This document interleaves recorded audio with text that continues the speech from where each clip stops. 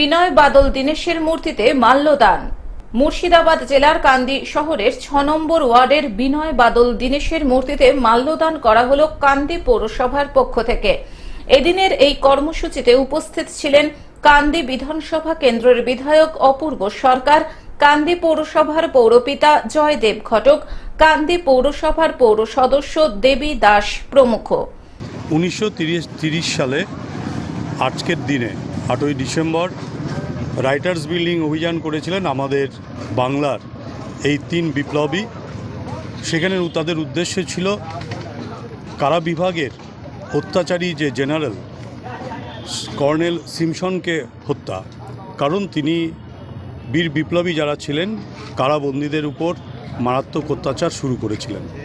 তাই সেই দিন এনারা ব্রিটিশ সেনাদের পোশাক পরে রাইটার্স বিল্ডিং আক্রমণ করে কর্নেল সিমসনকে হত্যা করেছিলেন।